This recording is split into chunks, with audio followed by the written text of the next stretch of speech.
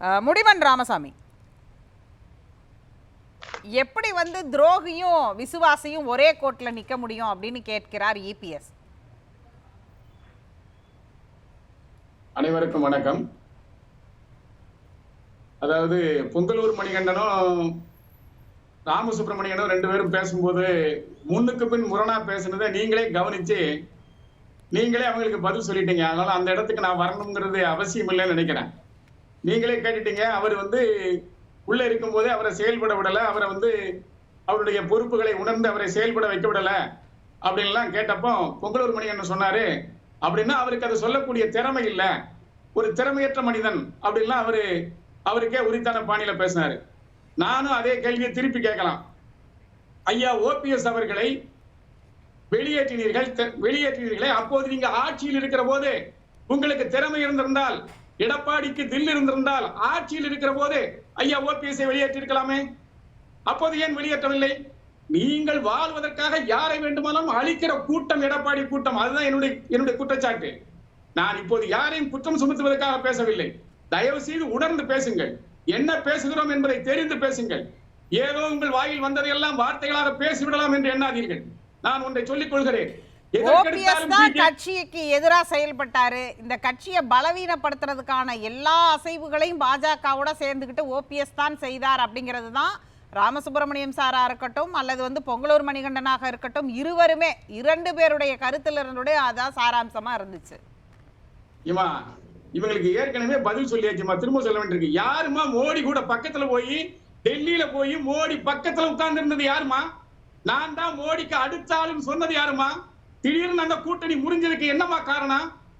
எடப்பாடியை நம்ப முடியாதுமா. அதனால நம்ம பிரச்சனை. ஓபிஎஸ் என்னைக்காவது எடப்பாடி மோடி அவர்கள் ஐயா அப்பான்னு சொல்லியிருக்காரா? இவங்க தான் ஆட்சியில் இருக்கும் போது எங்க டாடி இருக்காரு, எங்க டேடி இருக்காருன்னு சொல்லிட்டாங்க. இவங்க எல்லாம் இவங்க தான். ஏமா இவங்க வாழ்றதுக்காக யாரை வேணாலும் அழிப்பாங்கம்மா. அதுதான் இவங்களுடைய புத்தியா இருந்துட்டு இருக்கு. அதனால இதுக்கெல்லாம் பதில் சொல்லிக்கிட்டு இருக்க வேண்டியது இல்ல. நான் என்ன சொல்ல வரேன்னு கேட்டீங்கன்னா, இரட்டை தலைமையில் மிகப்பெரிய தோல்வியை வெற்றியை பெற்றது மிகப்பெரிய வெற்றின்னு தான் சொல்லணும். ஏன்னா 10 ஆண்டு கால ஆட்சிக்கு பிறகு 75 தொகுதிகளை பெற்றோம், 1.5 லட்சம் வாக்குகளை பெற்றோம், ஆனால் 1.5 கோடி வாக்குகளை பெற்றோம். ஆனால் நடந்து முடிந்த நாடாளுமன்ற தேர்தலிலே டெபாசிட்டை பறி கொடுத்திருக்கிறோம். 7 இடங்களிலே டெபாசிட்டை அதிமுக பறி கொடுத்திருக்கிறது. நல்லா கவனிச்சு பாருங்க. எடப்பாடி தலைமைக்கு நாட்டு மக்களும் தொண்டர்களும் பொதுமக்களும் குடிமக்களும் எவ்வளவு பெரிய அடியை கொடுத்திருக்கிறார்கள் என்பதை முன்னாடி தானே அந்த கேள்வியை கேட்டேன். அதுக்கு தான் பொங்கலூர் சொன்னார்ல 95ல என்ன நடந்துச்சு, பெண்ணாகரத்துல டெபாசிட் இழந்து மீண்டும் கட்சியே போயிருச்சுன்னு நினைச்சப்ப மீண்டும் இத்தனை வெற்றியை கொடுக்கலையா அப்படின்னு ஒரு கேள்வியை கேட்டாரே. அதிமுக இதையெல்லாம் கடந்த காலங்களிலே சந்தித்ததுதான், இது ஒன்றும் புதுசு இல்லை அதிமுகவுக்குன்னாரே. புரட்சி தலைவி ஜெயலலிதா அம்மாவுடைய ஆளுமையும் இவங்களும் ஒண்ணுன்னு சொல்லிட்டு பேசிட்டு இருந்தாங்கன்னா நான் அதுக்கும் பதில் சொல்லித்தாகணும்.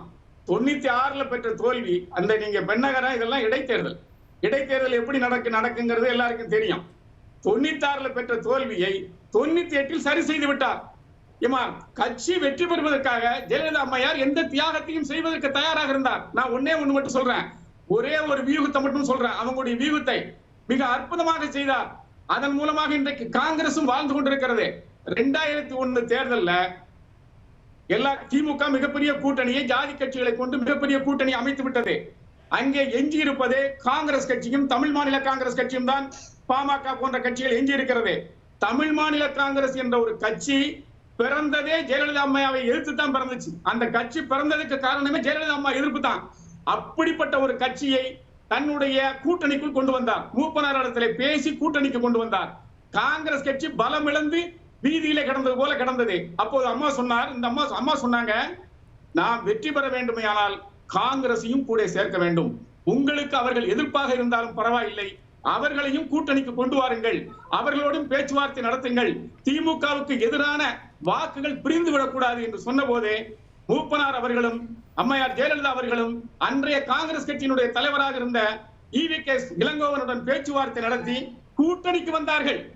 காங்கிரசும் கூட்டணியில இருந்துச்சு, தமாகவும் கூட்டணியில இருந்துச்சு. தமாகவுக்கு 32 இடம், காங்கிரசுக்கு 14 இடம் கூட்டணிக்குள்ள கொண்டு வந்தாங்க. 2 கட்சி இணையல, வெற்றிக்காக வந்தாங்க. அதுதான் வியூகம். அதை அமைக்க தெரியாத எடப்பாடி பழனிசாமி ஒரு வியூகவாதியா?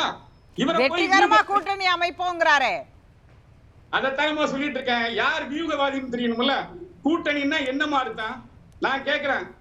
ராமசுப்ரமணியம் ஒரு பெரிய அரசியல்வாதி சொல்றாரு, களமறிந்த அரசியல்வாதி, தாவாக்காவோட கூட்டணி போட்டுட்டா மிகப்பெரிய வெற்றியை பெற்றலான்னு.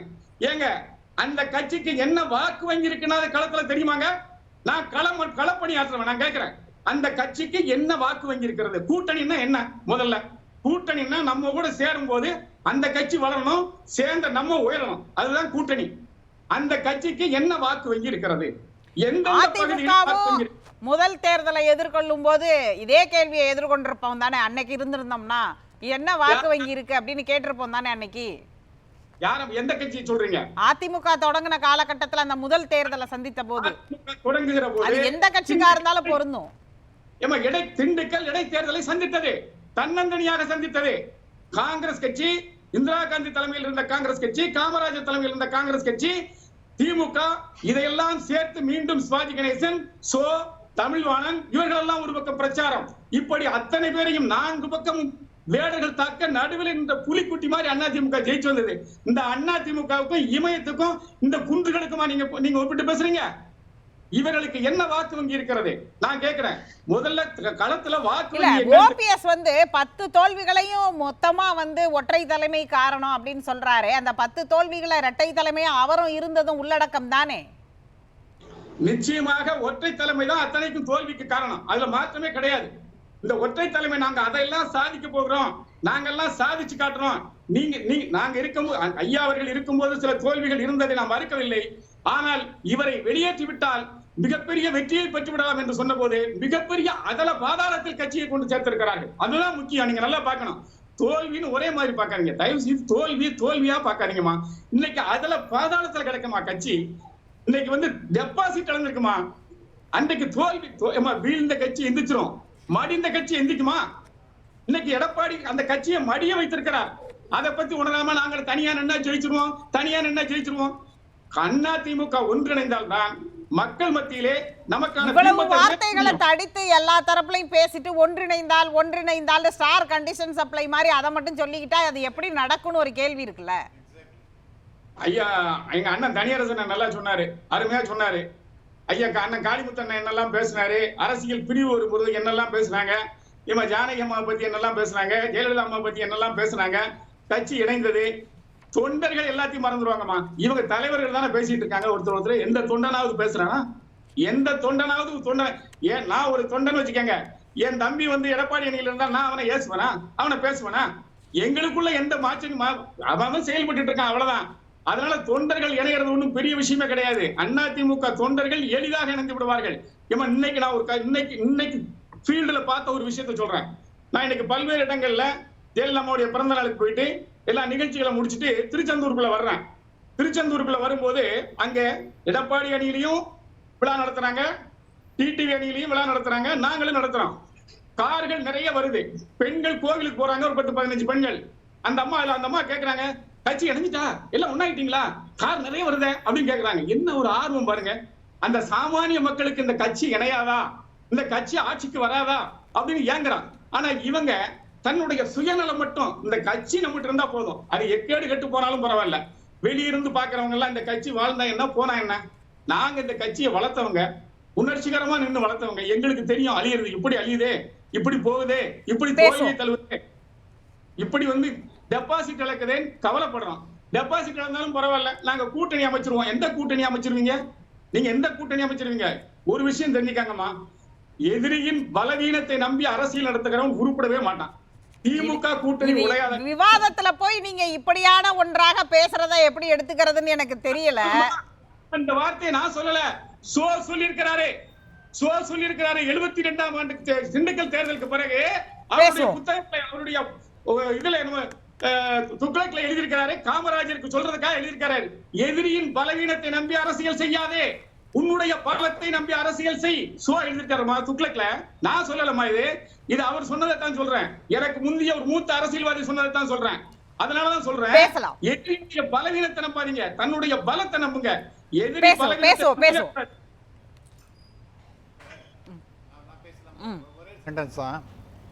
நான் திரு முடிமன்னர் ராமசாமி அவர்கள் சொன்னது, நான் இன்னும் அவங்க ஜெயிச்சிருவாங்கன்னு நான் சொல்லலை. அதாவது ரொம்ப ஃபர்மிடபிள் ஃபோர்ஸாக இருக்கும்னு சொன்னேன் தாவேக்கா அண்ட் ஏடிஎம்கே இபிஎஸோட ஃபேக்ஷன் இருக்கிறது. அது ரெண்டு சேர்ந்தா நல்லா கொஞ்சம் பவர்ஃபுல்லாக இருக்குன்னு சொன்னோடனே அவங்க ஜெயிச்சிருவாங்க அப்படின்னு நான் ஐ நெவர் செட் தட். ஒரு விஷயம் சார் ப்ளீஸ். அடுத்ததாக திரு தனியரசு எல்லாத்தையும் சொல்லிட்டு ஒரு சாபத்தை கொடுத்துட்டு இவங்க எல்லாரும் ஆனால் ஒன்றா சேரணுங்கிற மாதிரி முடிக்கிறார் அவர். ஐ திங்க் இல்ல முடிமன் தான் இப்ப பேசினாரு. இல்ல இல்ல இப்ப இல்ல, நான் முதல்ல இன்டர்வியூ பண்ணல.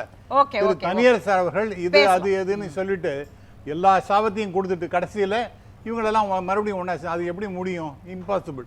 ஆனால் ஒரே ஒரு விஷயம் சொல்கிறேன், திருமதி சசிகலா அம்மையாரை வந்து தனித்து விடுவது என்பது சரியாக இருக்கும் என்று நான் தோணலை. ஏனென்றால் அவங்க அவங்களுக்கு யாருக்கு என்ன கெடுதல் பண்ணாங்க? இன்றைக்கி இபிஎஸ்க்கு பதவி கொடுத்ததும் அவங்க தான், ஓபிஎஸ்க்கு ஒரு உன்னத நிலைமையை கொடுத்ததும் அவங்க தான். ஆனால் அவங்கள வந்து புறந்தள்ளி விட்டு அவங்க இன்னும் எதுவுமே எதிர்பார்க்கலை. எனக்கு அது விடு இது விடுன்னு, இதெல்லாம் கட்சி எல்லாம் நல்லா இருக்கணும், மறுபடியும் ஆட்சிக்கு வரணும் அப்படின்னு தான் அவங்க சொல்கிறாங்களே ஒழிய இவங்க டிடிவி தினகரனையும் ஓபிஎஸ்ஸையும் ஒரு சைடு வச்சுன்னு அவங்களோடய நீங்கள் வந்து சசிகலாவை சேர்ப்பது என்பது தவறு. சசிகலா உண்மையிலேயே அந்த கட்சி நல்லா இருக்கணுங்கிறதான் விரும்புகிறாங்க. பேசுவோம்.